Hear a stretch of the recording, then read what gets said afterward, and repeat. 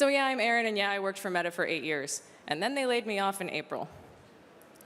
Ooh, except not was the best thing that happened to me. So I am currently unemployed, which is why there is no company right there. Although I would be happy to announce to you all that next week on Tuesday, I start at Reddit. So I got 6 months off. It was great. But this is something I could wax rhapsodic about, so I'm going to try and keep myself to like 30 to 35 minutes. Psychological safety for high-performing teams. And I will say, I'm going to talk about this in the context of teams, but this also works in the context of humans, as in individuals. So just take that as a known, right, as we go along. So we're going to start with this. There is a very important warning statement on this particular talk, and it goes like this. You must be this tall to ride this ride. What on earth is she talking about? I think most of us at some point in our lives have seen Maslow's hierarchy of needs. And it is not the only way to describe how humans work, but it's one that we're probably most largely familiar with. And the idea is that as you walk up this pyramid, you have to deal with the stuff below it before you can get to the stuff above it, right? If you are not physiologically safe, you can't worry about whether or not you have a job. If you don't have a job, you really have a hard time worrying about building friendships or having intimacy, and so on up the stack. There are people who are completists about this. You must do everything on every line before you get to the next line. I'm not going to make that argument, but I am going to remind you that it does build upward. And this is important because psychological safety lives here in the middle. This is what I mean by you must be this tall to ride this ride, friends. What happens if I have a problem with my safety needs? Or with my, heaven forbid, my physiological needs? I'm probably not going to be able to spend a lot of my time, if any, on psychological safety, because it needs a foundation. So we need our physical needs met. These are all the ones, you know, okay, it can't be drowning.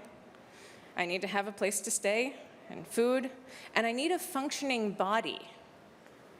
And if there's anyone in this room who has a less than perfectly functioning body, which is probably most of us actually at some point in our lives, you may remember a moment when your body felt like it was betraying you and you really couldn't worry about anything else. You certainly couldn't think about team building or keeping people happy or flexing your communication style to work best with that person who you have a heck of a time communicating with, because you were like, I'm just not there today, right?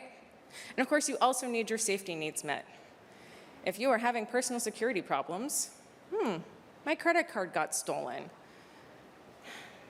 my email got hacked, or there's something going down in your family, or you know that you're probably going to be laid off in the next 2 months. Again, you're not really in a space to be like, oh yeah, let's work on psychological safety. That sounds good. Because without this, we see structural collapse. Why do we see structural collapse? Because structures are built by people. We built those structures, cross-functional communication, partnership, all these things that are part of our lifeblood as TPMs, start falling down, big time. And that's happening because the humans that support them are falling down, right? We're not just, things don't just fall apart because. This is metadata that something else is going on that you can't see. Okay, but I've said this phrase, psychological safety, like 7 times already, and I still haven't defined it, so let's define it. McKinsey says, it means feeling safe to take interpersonal risks, to speak up, to disagree openly, to surface concerns without the fear of negative repercussions, or any pressure to sugarcoat the bad news. And Amy Edmondson at Harvard Business School, and if you're looking up psychological safety, you will see Amy's name everywhere. And I like her phrasing particularly. The belief that one will not be punished or humiliated for speaking up with ideas, questions, concerns, or mistakes, and that the team is safe for interpersonal risk-taking. Some definite common threads here. Interpersonal risk-taking, all right? Questions, concerns, mistakes. Let me tell you a story. Once upon a time, in a previous role, I worked for a manager whom I would have walked over hot coals for, on a team I was deeply invested in. Until the day I asked about my career progression in a one-on-one with my manager, and the response came back at a volume level and in a tone that was way beyond what you could consider normal, AKA I got yelled at. Boom. Trust, glass, drop, hard surface, psh. Oh God, now what? After that, in the aftermath, did I want to speak up? Did I want to bring new ideas to the team, new opportunities for collaboration with someone? Would I have openly admitted a mistake I'd made? I see people shaking their heads. They're going, no, are you daft? I would never. Because I no longer felt psychologically safe in this space with this person. Right? So hopefully now we're all a little more like, okay, we get what psychological safety is. This should take less than 5 minutes. I'm going to give you zeros and ones as we walk down these 7 questions. Keep this in your head. This is between you and you. All right, so I want you to, 1, start with the team. Think about a team that you are part of. This could be work, but this could also be not work. Are you part of an organization that does charitable work? Or part of a community group, or even a circle of friends that you hang out with all the time? I'm not going to ask for anyone's score, so keep this in a notebook, keep this on your fingers, put it on your phone, whatever you want. When thinking about this team, if you make a mistake in this team, will it be held against you? If it will be held against you, 0 points. If it would not be held against you, 1 point. Next question. Are members of this team able to bring up problems and tough issues? If they are able to bring up problems and tough issues, you get a point. If they're not, no points for you. Do people on this team sometimes reject others for being different? If there is rejection, no points. If there's acceptance, 1 point. I know you know how to throw this quiz already, but remember that this is between you and yourself, so be honest with yourself. Is it safe to take a risk on this team? If it is safe, 1 point. If it's not safe, no points. Is it difficult to ask other members of this team for help? If you don't want to ask anyone for help, you get no points. If you're like, yeah, actually, it's cool, I can ask for help, you get a point. Would anyone on the team deliberately act in a way that undermines efforts? If they would, no points. If they would not, 1 point. And lastly, working with a member of this team, are unique skills and talents valued and utilized? They don't just like you because you're different and interesting and have lots of skills, but they will let you use them. Again, if they are valued, 1 point. If not, 0. At this point, you're probably either going, whew, gosh, that's a lower score than I wanted to admit that my team has in my own mind, because this is between you and yourself about how you think about this group of people. Oh, 3. Awkward. Or maybe you're like, yes, 7. Did you pick a team you knew would be safe? I'm just going to nudge you with that. But why is it so important? Erin, you're talking about this thing. I have a half-empty room because psychological safety is not a buzzword, though it should be. Because we have stats. The Harvard Business Review found that psychologically safe teams are 50% more innovative. I'm sure it's very surprising if I phrase this a different way. When people feel safe to take risks, they are more creative. Ooh, yeah. not actually surprising. They are 20% more adaptable when stuff changes, and I worked at Meta for 8 years, so let me just say that stuff changed every other day. And you probably are living a similar life, even if you're not working at $giant corporation. They're 20% more adaptable. That lovely resilience word we like to throw around. Psychological safety lends itself to resilience. And there's a 10% reduction in decision-related errors. That means fewer SEVs, my friends. That means better prioritization when you have to rework the roadmap because you're having to be adaptable. Gallup found that psychologically safe teams are 20% more productive. Let me say that a different way. More scope, same amount of time. We all love the sound of that. And Google ran an internal effort called Project Aristotle. Psychologically safe teams at Google filed 10 times as many patents. That's an echo of that more innovative, creative thing, right? 10 times more patents. Now, you probably don't work for Google, and your goal is not to file patents all the time, but that's a sign. So what does this mean? Oh, wait, this is why psychological safety is important. Right here in the green. Say it with me, friends. It's good for business. We sit between the business and the execution sides of the house. Whether we're translators, shepherds, umbrellas, we frequently have to talk to one side about what's important to the other side. If you can say to the business side who are pressuring you to do more with less, because we are all living in that world, after all, I just got laid off. I'm rehired, but I got laid off. Do more with less. We're right-sizing. Oh, hate that word. Right. Why should we bother with psychological safety? It's just an HR thing. It's nice to have. Oh, but it's not. More scope, same amount of time. It's right there in the numbers. So let's talk about how. I'm going to give you 4 ideas. They are not all of the ideas. They're my top 4. First, you're going to build a culture of curiosity. Everything is a learning problem. Everything. Execution problems, you fix and you're done and you ignore it and you move on. You learned nothing. Everything is a learning problem. This also gives people safe space in which to experiment with solutions to your execution problems, right?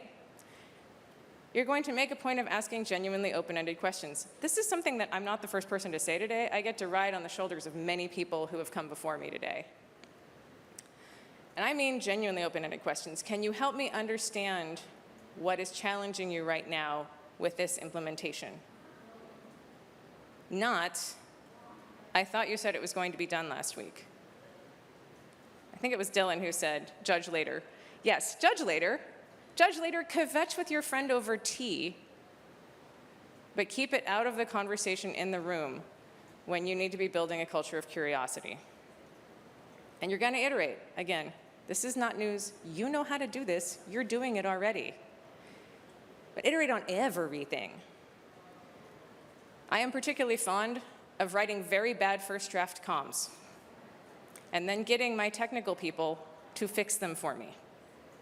And then I go back in and make a final edit to make sure it actually all hangs together and is a coherent story. Why? Because blank pages are terrible. And also, the point is not for me to be right. The point is for me to get it started and to get a reaction and to get engagement from my technical people. The point was actually to be wrong and to make them correct me. Okay? I get better at being right as time progresses. Much to Dylan's point about forming, swarming, and norming, you get better. It gets better. But you don't have to be right, but you do need to get it done. We're going to work with feedback, my friends. Again, you should be doing this all the time, but always ask for feedback, and this feels annoying to do sometimes. You don't want to take feedback today. You're not in a mood. I am not having a good body day. Being psychologically safe does not feel like a priority to me. but I am going to ask for feedback, and I'm going to actually do something with it. If you ask for feedback and it goes nowhere, you will have a reputation for being someone who always asks and doesn't care.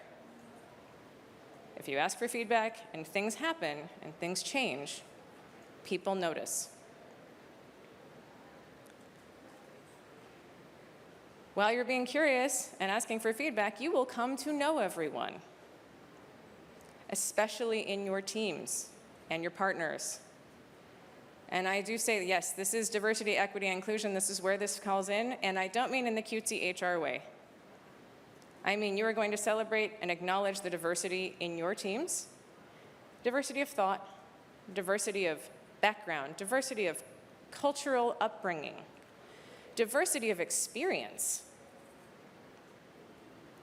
That new hire may not know much, but they are probably really good at asking the annoying questions that we all try not to ask ourselves. That is valuable. And thus we give them, we are equitable, and they have a voice that is equally valuable to our most senior person on the team, who knows everything and could probably solve Sev 0 with both hands tied behind their back, typing with their nose. They're equally valuable to the team. And we're going to include everyone. They all have a seat at the table. And they all have a seat at the table, even the quiet person who would sort of rather prefer not to have a seat at the table. Yeah, them too. Because again, when you create psychological safety around you and that person knows that their voice is equally valuable and they belong here, and they know they belong here because you are demonstrating that to them, guess what? They get less quiet. And they have really good ideas. They're just embarrassed to speak in public. Unlike me. All right, I'm going to sum this one up by saying, ask people how they're doing and mean it. This goes back to the active listening, which I've heard referenced multiple times today. You're not formulating your response to them, just want to hear what they have to say.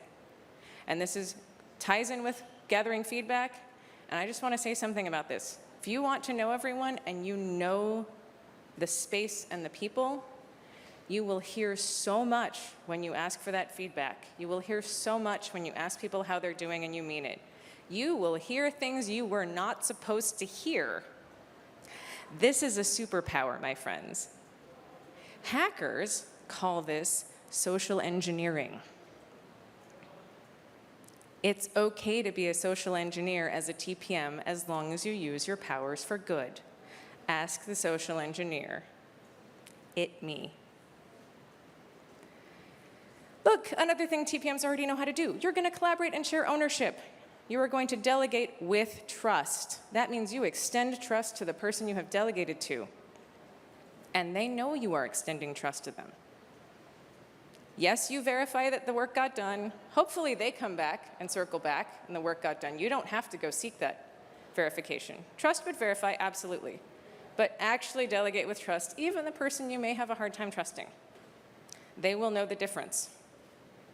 You also show up for your shared responsibilities, like me deciding to write a crappy first draft, just to get it out the door and get it started. And you are going to celebrate the heck out of the successes of everyone. Individuals, the team, yourself. I include yourself deliberately here. Humans are biologically wired to learn from failure and to not remember our successes. It's an unfortunate fact of our lives. Celebrate success, do it deliberately. I'm going to repeat that. All right, there are 4 stages of psychological safety in a team. This very closely maps to what Dylan was talking about, informing, storming, norming, right? But I'm going to talk about it as a new person joining an existing team because I feel like that happens more often. So you have somebody joining this team. When they walk in the door, they just need to be included. They need that seat at the table. And they want to be accepted, and they want to interact and present themselves authentically. Hi, I'm Erin, and I wear leopard print and red lipstick sometimes. Other days, I schlub around in a t-shirt and jeans. But I'm in drag because I'm on stage today. And we're going to include them socially in the team in exchange for human status and absence of harm. So in this room right now, we're all included with each other because we're all treating each other like humans and nobody's getting hurt. right? If the fire alarm went off right now, we would all be an inadvertent team, and we would all help each other get out the door because we all consider each other humans and no one's hurting anyone, right? Okay. This person's been onboarding for a bit. They're starting to learn some stuff. They're now a learner. We're going to let them learn and build their skills and grow in the team. And we're going to let them make mistakes. Hopefully, we're going to let them make small mistakes, not big mistakes. Don't set people up for failure. Give them things that when the failure happens, it's okay, we got it. We can recover. It's an easy recovery. And we're going to encourage their engagement. We're going to hold their hand if need be, but we're also going to say, well done, even if it blew up. Because we're learning all the time, remember? They're learning, you're learning. You're learning about them as they onboard. All right, we're mostly done with our onboarding now. We're now in contribution mode. They are able to contribute autonomously. They can work independently. We guide their autonomy. We give them this guided autonomy, and they give us impact. Yay. And I want to be clear that there will be people in your team who stop here, at least for a while. More junior members of the team probably don't want to push yet. They're comfortable here and this is safe, but you may have someone very senior. I've worked with people who are extremely senior, who've been doing it a long time, but this is where their happy place is. That's okay. They are doing good, autonomous work and providing impact. They do not everyone is a TL or an architect, right? But let's say our new hire was an architect at a previous life, and so of course, they move on to the next phase, which is that they're going to start challenging the status quo and innovating, but they're going to do it in good faith. Oh, hey, I was talking to my friend on Team Z, and I was telling them about this new idea I had, over lunch, and they mentioned actually that they've had something very similar on their roadmap, but it keeps getting bumped because they don't have enough resources, and they were wondering if maybe that we could build something that we could both use. And I was thinking that was a great idea, and I'm, whoa. Okay, wait, I'm the TPM that, I don't know, we have never worked with Team Z before. No. They're just challenging the status quo, but they're doing it in good faith. Let's talk about it. I do not shut them down. I give them air cover in exchange for their candor and their impact, right? Hey, I don't know, let's look into it. Not, we've never worked with Team Z before. Doesn't work well. Gets you nowhere. All right, but Erin, what about remote and hybrid work? VCs are so annoying and difficult, and then my calendar is full of meetings because it's the only way I can talk to people. You're right. I'm a permanent remote worker who lives in Connecticut, not the Bay Area anymore. I took this picture near my house. Ambiguity is scary. Are those clouds rain clouds? Where I live in Connecticut, it could rain in April and July and next week and also January. I don't know. It could be rainy, but I'm gonna have to make a call if I wanna go out on the trails today. Just gonna have to do it. Might get wet.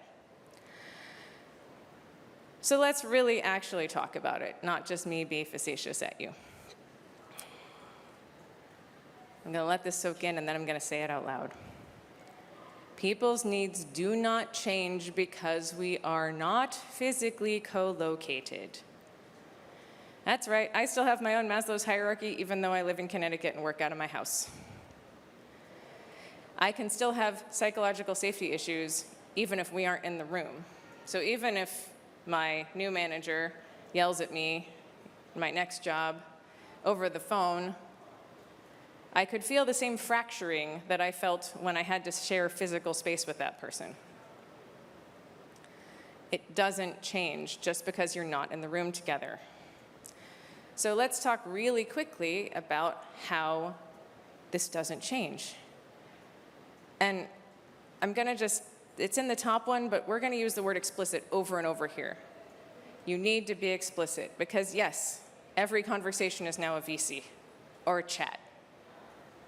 So one, you're going to tell people you want the world to be a safe place, a psychologically safe place in your team. Out loud, it's not a secret. You don't have to whisper. Okay, seriously. Say this is something that's important to you. The other thing is you're never going to get feedback that something isn't psychologically safe if you don't tell people it's something you care about. Unless you really go off the deep end and truly, truly smush somebody, right? That moment when you stepped on somebody's pinky toe verbally, you're not going to hear about that. If you use a slur, you will hear about that, but then so will HR, right? So you want to be psychologically safe and create this space around you and in your team. You have to be loud about it. You're going to keep facilitating feedback and embrace productive conflict in meetings, and that means running your meetings. If you have 5 minutes for this issue and it gets spicy as long as everybody is still working together on the product, and this is not interpersonally spicy, right? This is difference of opinion about how we're going to do the work or which is the most important thing to solve first, not you're wrong and you're a JERK, right? But if you only had 5 minutes for that and it's now minute 6, hey gang, we need to take that offline. Keep this meeting moving. Run your meetings. You're going to demonstrate the norms for handling failure. This is leading through example. Yep, the junior engineer, I'm sure you're very surprised, isn't done this week. I know they said they would be last week. You and I both know you didn't expect them to be done this week, even though they said they'd be done last week, because we build buffers in. That's fine. But don't just say, oh, well, I knew you wouldn't be. Take the judgment, put it over there, save it for your friend when you want to have tea. Say, great. Let's talk about what's a challenge for you. What sort of help do you need? Do you need help? Do you just need more time? Oh, you had to take over someone's on-call shift for the first half of this week, and you literally have been up to your ears in operations for 3 days. I think we can give you a pass. And you drop it. And you hold them to it at the next time that they promise that it's due, right? Because doing that is going to create safety for everyone, and that's where the experimentation comes in. If failures actually are just, okay, what did we learn? Not, again, like, take the judgment, put it in a box. It's not that it's bad, it's just not appropriate for that venue. And you're going to look for patterns, and you are going to choose a response. And I say choose a response very deliberately, not a reaction.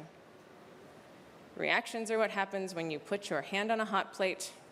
Responses are what happens when you stop and think about what you need to say here. Are you going to support it? Are you going to redirect it? Maybe you have 2 team members who are thick as thieves. They write beautiful code together. They're also thick as thieves. They distract each other brilliantly. And they're always herring off doing little side things with way more than the 10% or whatever you're supposed to be spending on side efforts. Okay, maybe you do need to work to have them work on different things so that they can take their brilliance and share it with other people in the team. You're not splitting them up forever. You're not taking them away from their bestie. But you are trying to redirect that little bit of sort of anti-pattern that you want redirected.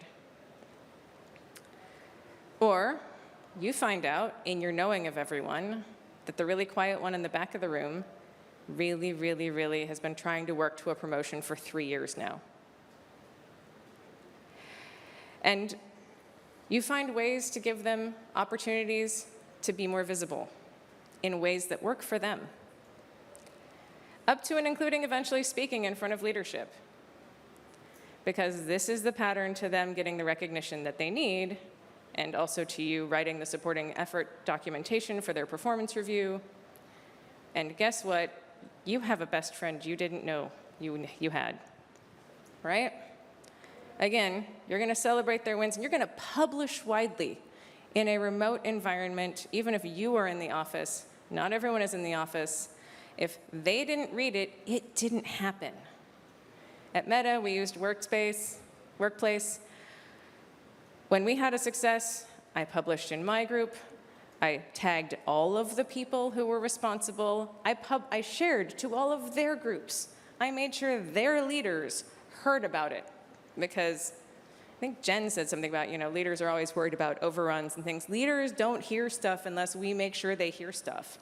How are they going to know they have a rock star in their org who just saved the company $2 billion? We have the opportunity to make that information known.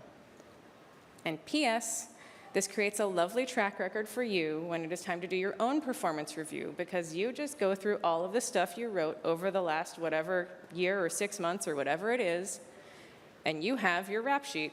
Look, I did this. Boom. Whoa, whoops, I pressed the back button. That's not gonna work. Oh no, Erin, this is a lot of hard work. You've said all this stuff.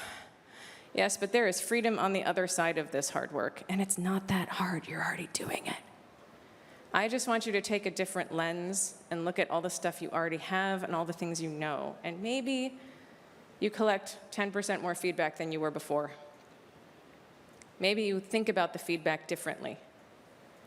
Maybe you listen for the intonation in what people say now a little more. And you think, oh, they say they're fine, but they actually sounded worried.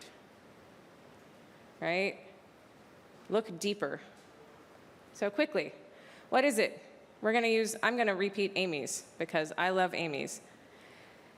One will not be punished or humiliated for speaking up with ideas, questions, concerns, or mistakes, and the team is safe for interpersonal risk-taking.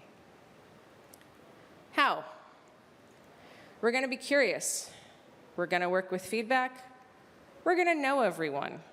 We're gonna collaborate, and we are going to celebrate the heck out of our successes, our team successes, our personal successes, and the individuals in our team successes. People are taking pictures. I won't go yet. Okay. And I posit that psychological safety is a KPI for a high-performance team. You want to have a high-performance team? We all want to have a high-performance team. High-performance teams are what our companies want us to have. It's what the business side of the business and execution equation really wants us to make happen. Because when they're high-performing, we get more work done, we make more value for the company, yay, right? Everybody wins, stock prices go up, you buy a house in Connecticut. Oh wait, no, anyway. I mean, if you want to. But you could take this audit, anonymize it, and track it. If you work for a $BigCo like I just used to, there's probably a thing, we called ours Pulse. It was about taking the pulse of the company. So your HR team is doing this, but you could do this on a team level. And just, where do we think we are this month? Where do we think, where do we think we were? And then you can probably track that against things like, your velocity. How much work did we get done this month? Did it dip? Oh, it did dip. People aren't feeling particularly safe right now. There's my metadata. Why aren't people feeling particularly safe? Oh, it's the rumors of layoffs. Oh, it's the rumors of the acquisition. Oh, it's because so-and-so went out on leave and they're going to be gone for a couple of months and they're like super senior and everyone's a little like, how will we live without them while they're on family leave? It could be anything. It doesn't have to be inherently huge or bad, and sometimes it's wildly explainable, right? Another real quick story. So I got laid off on April 1st. I run 500 miles a year. That's about 10 miles a week. That's about 40 miles a month. In January, February, and March, I ran 40-ish miles. In April, I ran like 20, maybe 19. I had a whole heart-to-heart with myself at the end of April about being behind my pace. And I managed to pull up to 30 in May, but I didn't fix it. We were just trending back up. And by June, I finally hit 40 again. And I'm still making up for it now in September, but I'm pretty close to being even with what I ought to be. Because even though I knew it was happening, and even though I coach and I can self-coach really well, I still took a hit. My velocity went down, and I had to crawl back up. So it's not bad. I think Dylan talked about this too. Like when stuff happens and you get negative signal, that's not like, oh God, the world is ending and I am a bad person because I have negative signals coming into me. You're a person, and negative happens. It's a learning experience. Thank you. 37 minutes, I'll take it. Questions? Wow. Oh, yay, a question. A lot of questions. I want to end on a Bring it. End on a high note. I sense it should be more like TPM is technical, psychological management, right? I kind of coined this phrase now when I heard you say that, and I think we do a lot of that psychological part, internalizing things and working. I was part of Meta, and the tribal culture aspect, people cutting you off, being aggressive. And I wish I knew this earlier. So thanks for sharing this. Appreciate it. Oh, thank you. I just get love? Okay, there are questions. People are going to grill me, right? I was prepared for a grilling. I mean, I'm standing here amongst a bunch of my brilliant peers. Hit me. That was an awesome talk. Thank you so much. You talked a bit about feedback. Yeah. I wanted to know if you have any particular framework that you use to solicit feedback. I ask people directly all the time. And I do that in just about every meeting I have, right? Unless we're, okay, like Sev review is maybe not the place, right? But if it's a team meeting, if it's a group meeting, you can always be soliciting the feedback. If you're presenting to leadership, you should be seeking that feedback because you want to know what they're worried about so that you can take care of it, right? But you want to build yourself that network and, of your partners, so you're going to get tribal feedback and you're also going to get team-specific feedback. Okay, my team that works on the DR tool is really worried that nobody cares about it anymore. Even though it's like a vital DR tool, but it's one of those things that nobody thinks about because it's a fire extinguisher, and who likes thinking about the fire extinguishers, right? Like, oh, so there's this like grumble over here of like, we feel unloved and not cared for. But they care deeply about it, right? So then there's this cognitive dissonance, and that's what okay, there's my signal of like, I want to address this cognitive dissonance. How can I raise the profile of this thing without panicking anyone, because it is a disaster recovery tool. We don't want people to be like, oh my God, right? So I make a point of asking. You can absolutely use polls and surveys and other things, but I find for me, what works best is the personal, direct connection. And it's also how I get the most detailed feedback, because when I'm talking to someone, I can pick up on all of the other nuance. But that is not to say that there isn't, at Meta, again, workplace, I get comments on your post, you get, chat message, oh, I saw your post about da-da-da-da-da. Take it all, in every form you can get it in. So, and part of that is also what works in your space, what works with your team, and that's for you, unfortunately, to know and not me. Does that help? Okay. Thanks, Erin.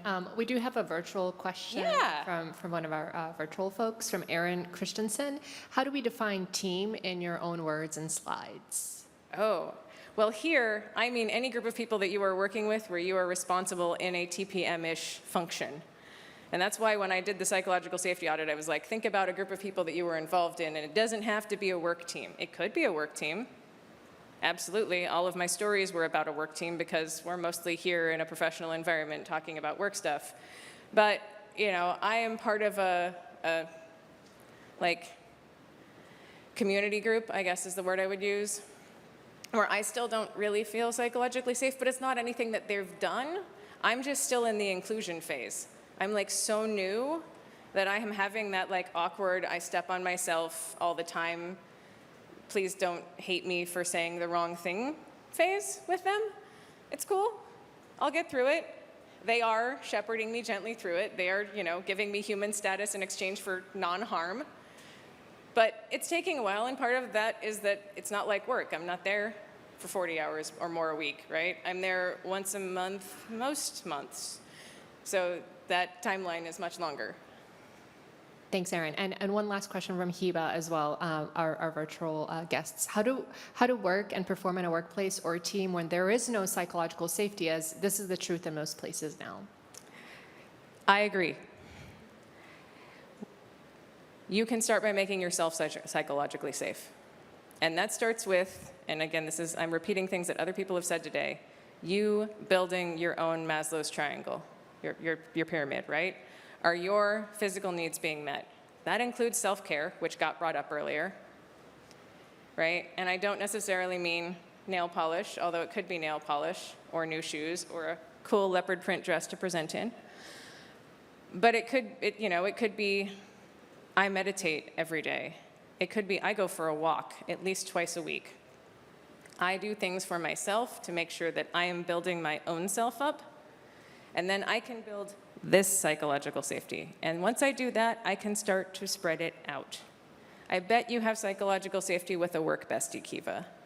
There's probably one person you work with that you can say anything to, that you feel safe bringing stuff to, maybe more. Can you slowly expand that circle? Because if you can make yourself safe and then you make yourself a safe space to be for other people, we'll slowly take over the world and make everything psychologically safe. It's my secret plan. Sorry, I have the mic, maybe after me. Yeah, I love that thought. I go for a walk every day, so meditation every day. Yeah, and I think the world care starts with self-care. So Yes.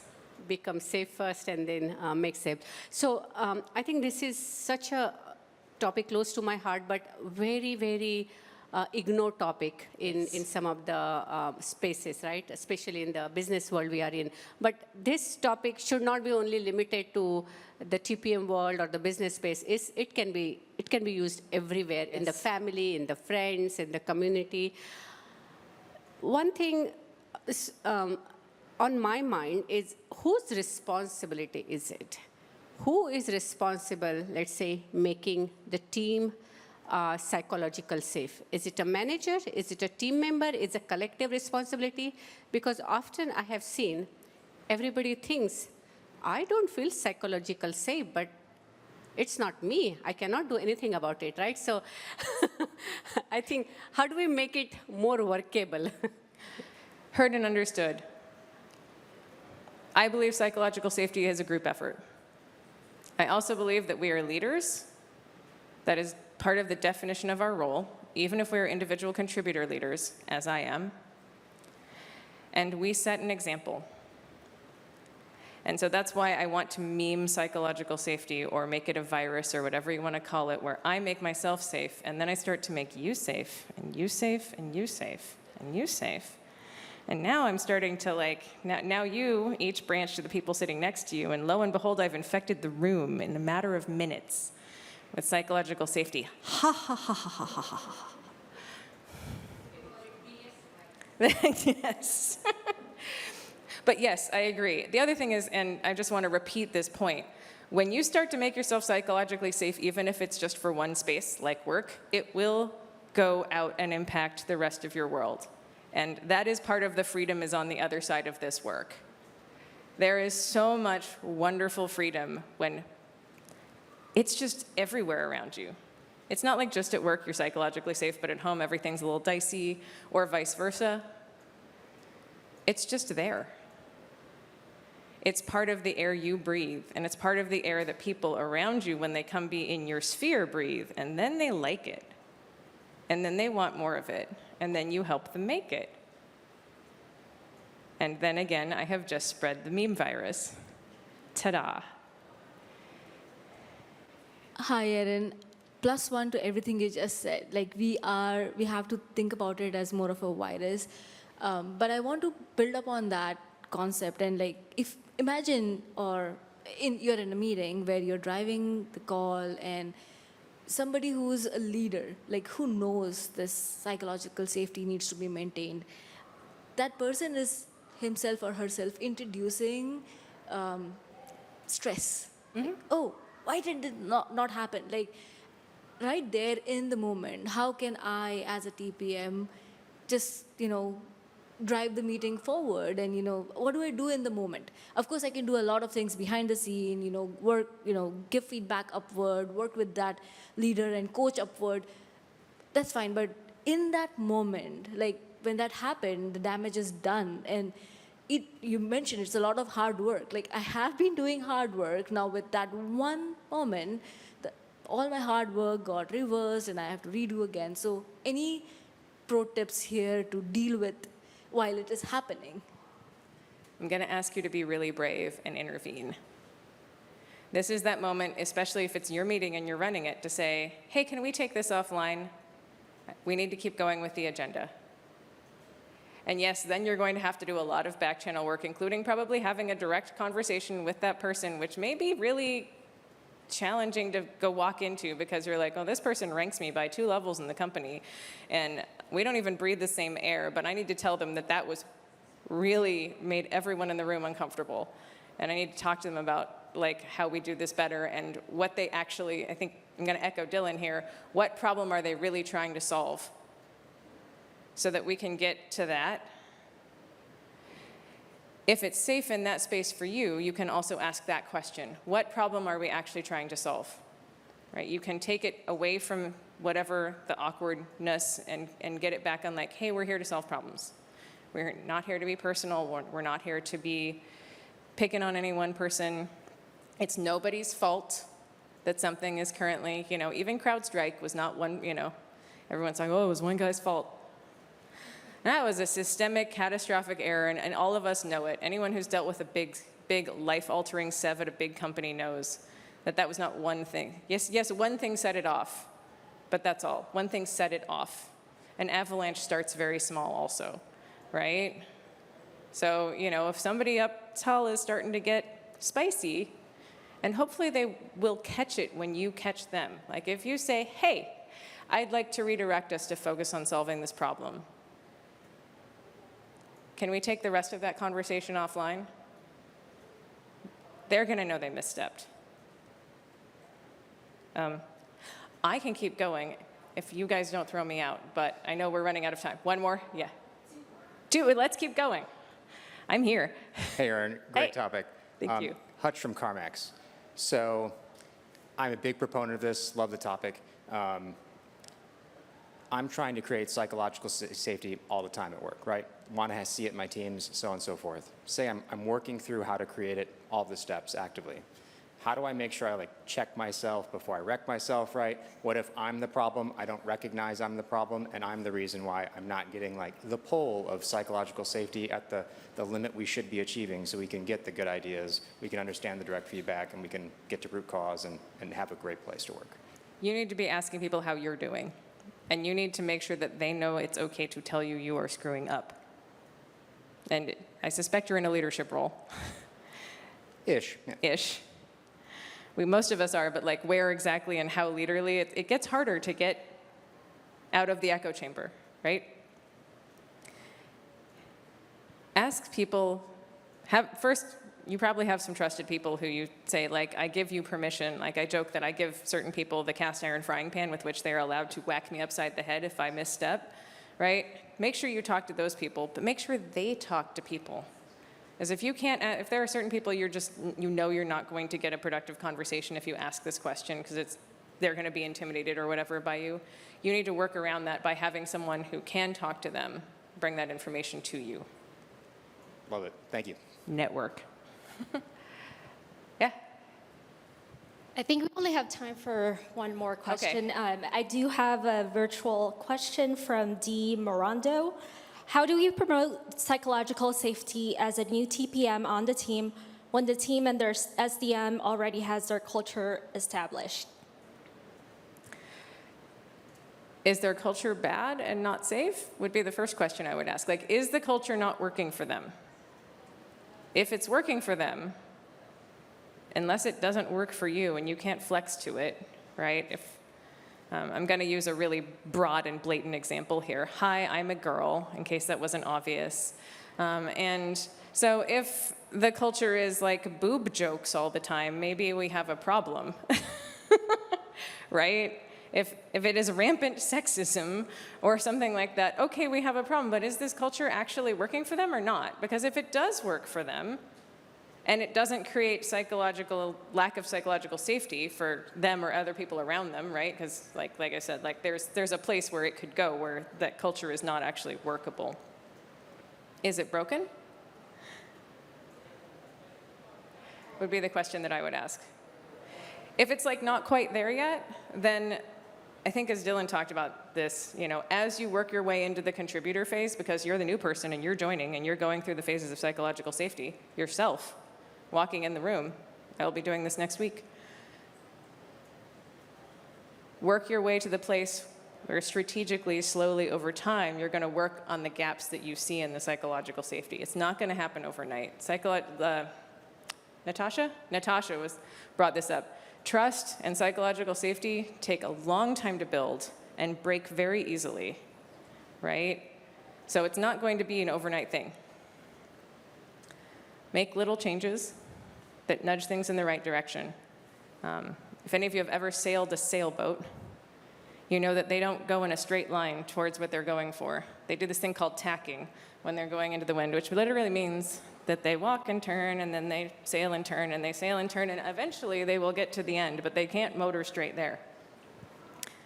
That's what this is going to be like. You're going to keep steering in the direction of the goal.